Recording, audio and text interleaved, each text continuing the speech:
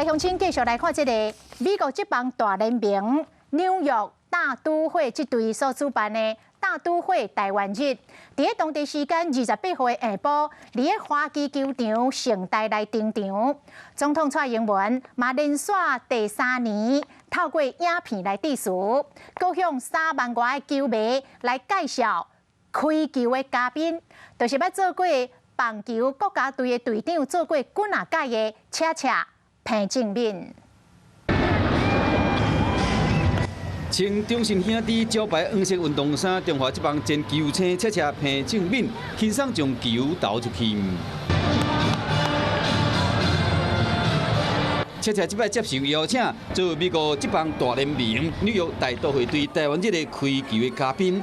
毋若是活动开办17年来头一位接受邀请的台湾本土球员，伊嘛伫笑笑咧讲，袂输代表国家队来比赛。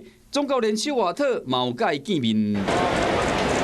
大都会台湾这次大联盟历史上悠久规模上大的台湾文化活动，去年有请助理代表小美亲到现场开球，今年创下0年来上侪球迷入场的纪录，4750位球迷穿深蓝色1号台湾的纪念球衫，连续3届报总统蔡文录好影片。Today, I want to introduce a Taiwanese baseball player who once represented us in the World Baseball Classic, Peng Zhenmin, but I just call him Cha-Cha.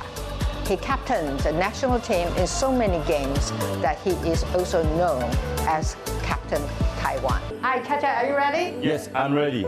Go Mets, go Taiwan.